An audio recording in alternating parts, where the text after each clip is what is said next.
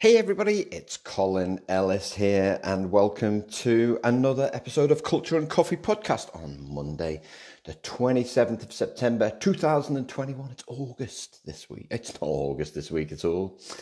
Yeah, not really woken up yet, have I? It's October this week. So the year is flying by. It's flying by here in the Twilight Zone where we live. Another bonkers week in Melbourne. I've had a few emails. Thank you so much. If you want to email me, you can do so at cde@culturefix.xyz, or you can drop me a note on LinkedIn, which is my social media platform of choice. People concerned for my well-being, which is really lovely. Yeah, another bonkers weekend where every week is worse than the one before it. So not only this week did we become the world's most locked down city, in your face, Buenos Aires. I know you're gutted to lose that time. I know anybody listening in Buenos Aires, like, I can't believe we're not the most locked down city anymore.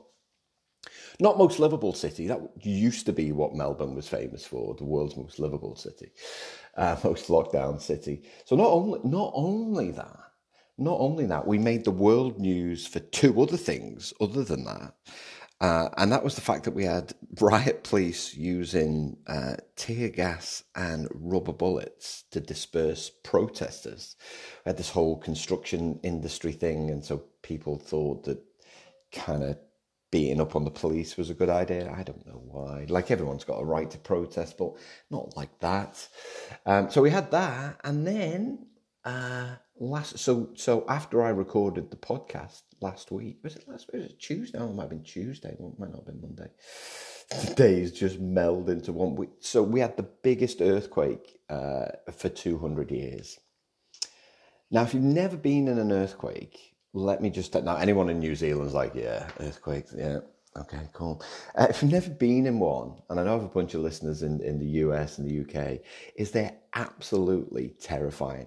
We emigrated to New Zealand in 2007.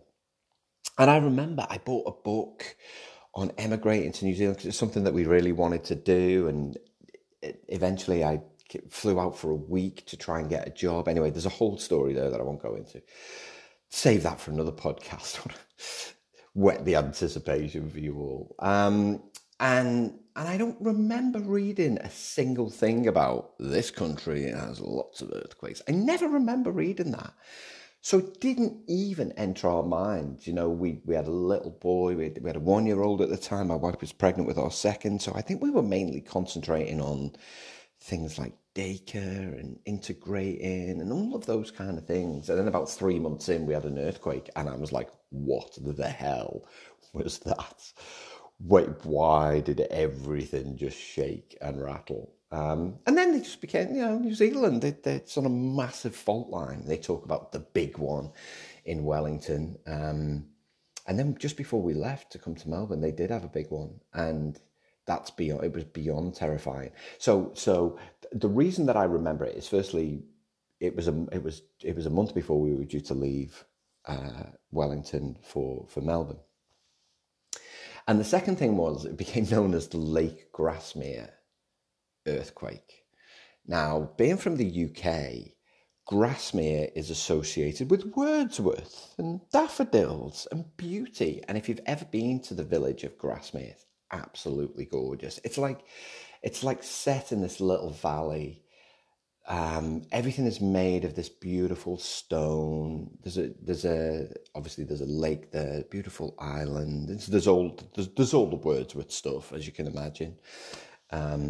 There's a gingerbread shop, Sarah Nelson's Gingerbread. It's one of my favourite places in the whole world.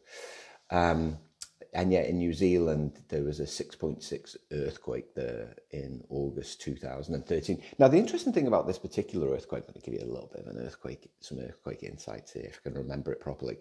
The interesting thing about this earthquake is there'd been one a month before nearby in a place called Seddon. And what they found out later was that because the earthquakes were almost identical in size and waveforms, and which is called a doublet, D-O-U-B-L-E-T, a doublet, which is basically a single earthquake, I think this is right, any seismologist listen can write in and let me know. It's a single earthquake having two or more like shocks of the same kind of size. And sometimes that happens like immediately or within like 5 minutes or whatever. But sometimes it can take like hundreds of years for there to be this big shake and then another one that's identical. So anyway, so there was a, I think it was like a 6.5. It was on a Sunday, I want to say. I think it was on a Sunday, the first one. And everything rattled and we had cracks in the plasterwork. We were renting a house at the time. So that was pretty scary. But this other one, I was on the 13th floor of a building in Wellington. I was doing a virtual call with a team in Napier, which is further up the North Island. And Lake Grasmere it's at the top of the South Island. And so Wellington is at the bottom of the North Island in New Zealand. So there's just the Cook Strait. There's a Cook Strait, a little bit of water in between there. And anyway, you hear them coming. It's the weirdest thing. Sometimes they're short and sharp, but sometimes you hear them coming. So there was a little gentle rolling motion. And I remember because you're kind of used to them and you're slightly afraid that it's going to be a really big earthquake. And so you felt it coming. Anyway, it just got more and more intense. And the building started properly shaking. And I remember getting under the desk and the video call was still on. And I'm like, I'm under the desk. I'm okay. Like announcing it. Typical extrovert. I want you to know everything that I'm doing. I'm under the desk for the first time in an office by choice. So I'm under the... And I felt so motion sick. The building properly swayed. Of course, all the alarms went off. We had to go out. Like anything over 7 is that's what you really need to worry about. And this was like 6.6. And so there was masonry all in the stairwells. Everyone's pale and white because the building was shaking that much. It was terrifying. So afterwards I read up on the Richter scale because I thought, if I'm going to go through these things, it's interesting to know about it. So obviously it was developed by a guy called Richter, named Charles Richter, in California.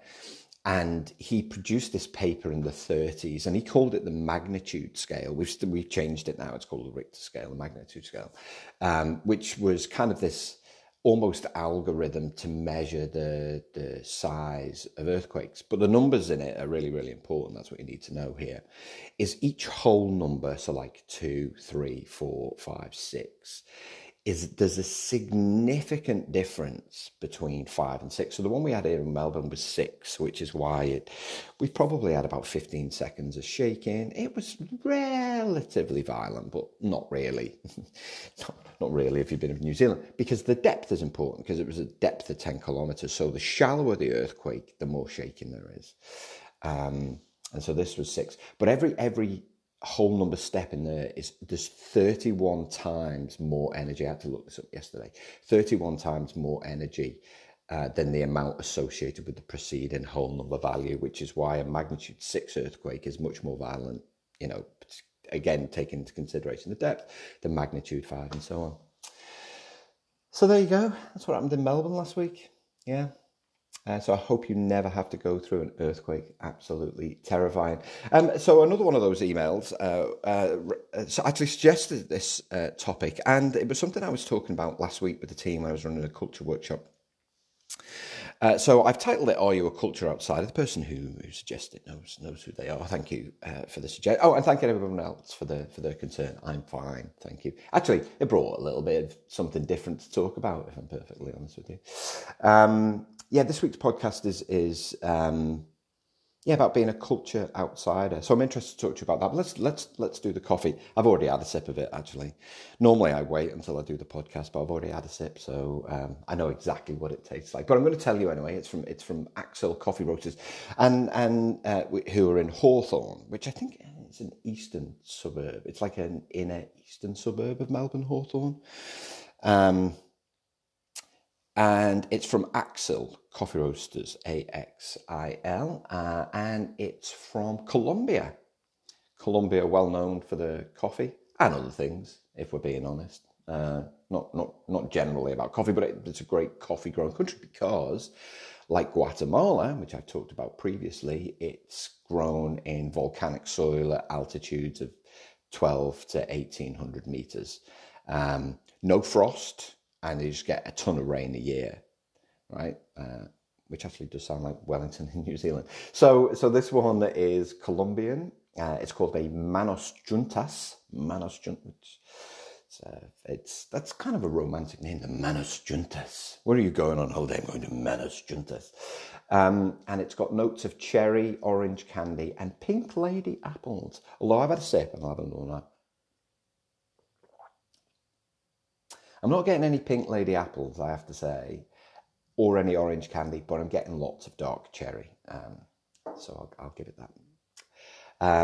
The Colombian coffee zone is right in the middle of the country, apparently.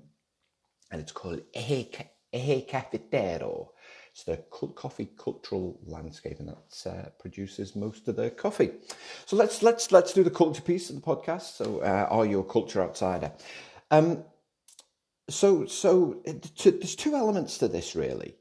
It's firstly, these are third-party people who aren't permanent employees. So you might be a contractor, you might be a consultant, you might be on secondment. All right, so you're not a permanent employee of the culture that you've actually joined. So that's the first thing. And then the second thing is someone who's just joined as a permanent employee, where if the organisation hasn't kind of hired and inducted you in the right way, and I'm about to do a series of webinars over the next, over Monday, Wednesday, Friday of this week about induction and how to do it in the virtual world. So if you listen to this live, you might want to check that out. So that's the two groups of people, third parties and people who've just joined, were kind of, you almost feel, hence the title, you almost feel that you're just on the outside. You feel like you haven't been welcomed in. You feel like you're not part of it. Now, I was always against, as a manager, and it particularly happened in the public service. So when I had my government jobs, the expectation was that you treated people differently based on their employment status, if that makes sense. So let me explain that. What I mean by that was, so as a senior manager, I had operating costs, which I could spend that money on permanent employees. Like, here's a bunch of money for training and development, and you can spend it on permanent employees. That's our commitment to permanent employees. So, we invest in the training and development. So this money can only be spent on permanent employees, and you can't spend any of it on contractors. It's up to them to spend their own money on updating their skills. So I was absolutely, completely, 100% dead against that, about treating people differently like that. Particularly when it came to team building. So I even remember a conversation with my boss, and he said, I was doing a team building day, and he said, who's paying for the contract staff? Because I had a fair few contracts at the time. I said, who's paying for the contract staff? I said, well, I am. He's like, oh, well, that's against like everything in government is rules.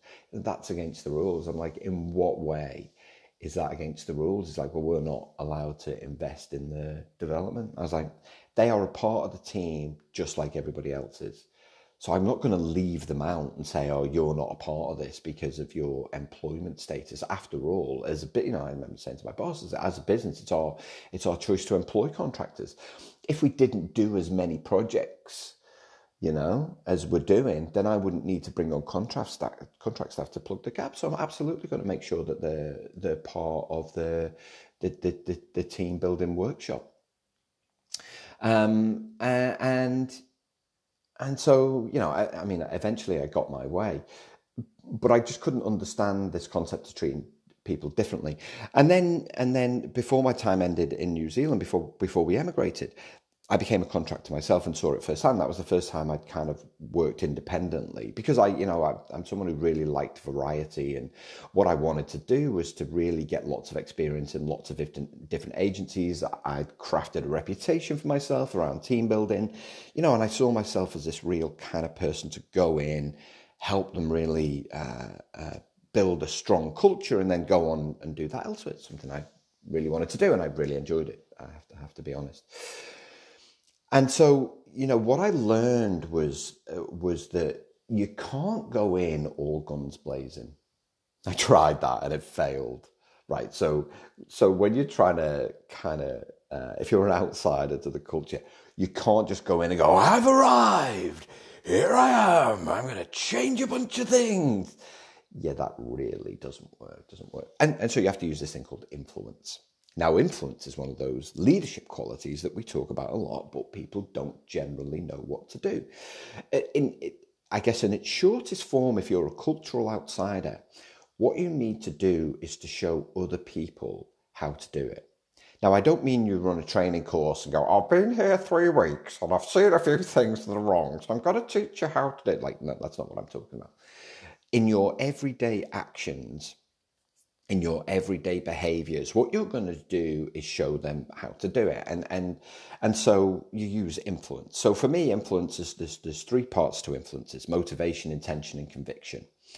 Okay, so motivation is about your, if you link it to something like self-determination theory, which is Decky and Ryan's paper in the early 2000s, they talk about competence, so being good at your job. So I had to know the ins and outs of my job as a manager, what's expected of me as a manager technically, and what's expected of me behaviorally.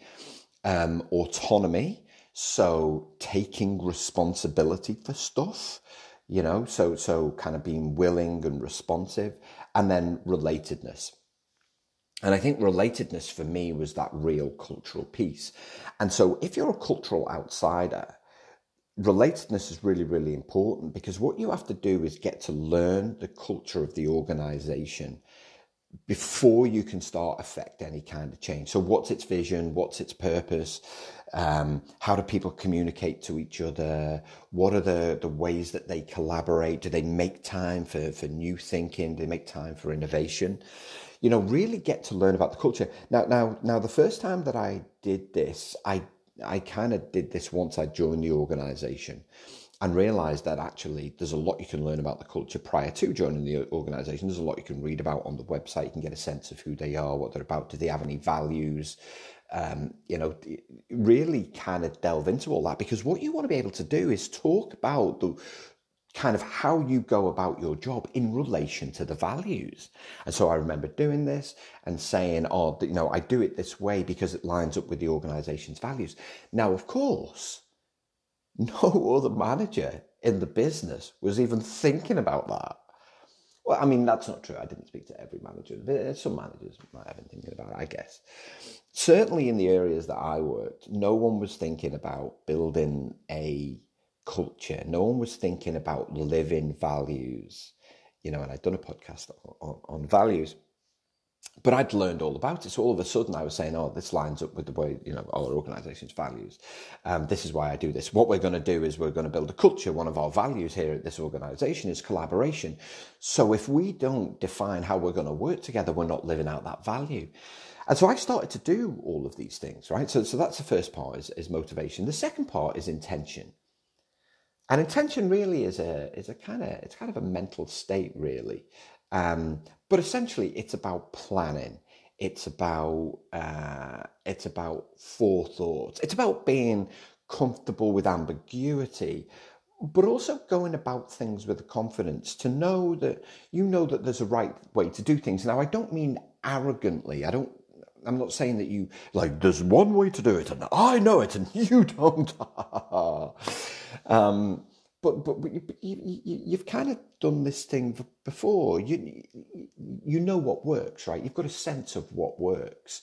You've got a track record. You can talk about. Now, I don't mean talk about, because there's some people who are like, when I was at KPMG, one of the things that we did, it's like, you boring swine, like, shut up about KPMG. If anyone's listening from KPMG, I've got nothing against you. If I've got a client, you guys are lovely. But worst client plug ever. But what I'm saying is, don't be a bore about these things, but you've probably got some confidence that, things that you've done before. That's not to say that you're not open to new ideas. And one of the things that you do to kind of transform from an outsider to more of an insider is to get ideas from other people. And what you want, and is to really find out about the way things happen around here, find out about people's frustrations, be a really good listener in that part. But intention really is all about planning. It's all about confidence, and it's all about communication. Like, you hear phrases like, we need to take people on the journey, but like most people don't want to go on the journey because of the way that you've communicated and talked about it, and you've said, let's go on the journey. And as soon as you say we're on a journey together, people are like, yeah, no, we're not. Because if I would choose my journey, it wouldn't be this. This is rubbish. So motivation, intention, and the last piece is conviction. And conviction is something that you are literally prepared to throw every inch of your reputation behind. It's so important. And so for me, this encompassed things like empathy. It encompassed things like communication. These were the tough conversations that I had, so there was negotiation. So I'll give you an example the example that one I just said, I wanted to include my contractors in all of my development work. My boss said no. And I said, no, 100%. They're a part of this team. We don't treat people different. We talk here about diversity, and cognitive diversity is really, really important. I need different people from different walks of life who have different responsibilities and different races and different backgrounds. We need all of that. And I'm prepared to stand 100% behind it. I was speaking to someone last week who's looking to gain approval for a culture program with me, and she's like, "Oh, how have people got these things approved in the past?" I always love those questions. How have people got these things approved? It's like, well, they've just used the assumptive clause. We're doing this. We're bringing him in. Here's what you need to know. But largely, I said, the people that bring me in have got conviction. They understand why culture is important. They understand the need to do it, and that's why they do it. But the same is true, for you as a cultural outsider. The thing is, with motivation, intention, conviction, right, with all of those things, this is about you being organised, disciplined, you've got a plan, you know the right things to do, but you're keeping yourself relevant. That's part of that kind of motivation piece. You understand your own motivations for doing it. You never want to be irrelevant in what you do. And then it's about picking your battles. It's about doing the little things. It's about taking the baby steps. So for me, it was all about building the team, building my team, or bringing the team together to do a team building exercise in using a structure that I'd used before. So we did personality profiling. We did all of these things. We had a good laugh. We established some rules, or as I call them, principles. We established some principles. Still do it today. Still works, right? So all of a sudden, people were talking differently. They were acting differently. All of a sudden, my team were doing something that other teams weren't doing. It started to get attention. I didn't make a big song and dance about it. I didn't kind of make it about me. It was all about the team. But we did these things to set ourselves apart. And so if you want to kind of go from a culture outsider to become an insider, is you have to influence on a daily basis. Sometimes it's small things, sometimes it's bigger things. Sometimes it's more about your own motivation.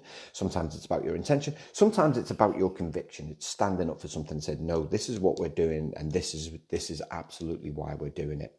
But you have to take baby steps. You can't go in there all guns blazing. That's often, so if you're a consultant, sometimes you guys just go barreling in there. You all sit together in the office. When we used to be office, we all sit together, you all dress the same, you all hunt in packs. That's not what the culture does. You really have to adapt to the culture. You really have to kind of become a part of it and then start to change little things from the inside. And I don't mean you're going to change the procurement policy after a week. Typically, I waited 3 months to change the procurement policy. And even then, we offered up suggestions of what they could do differently and did their job for them. Anyway, that was today's podcast on being a culture outsider. I hope you enjoyed it wherever you are in the world. Have a fabulous day. If you want to get in touch, cde@culturefix.xyz, or you can connect on LinkedIn. See you next time.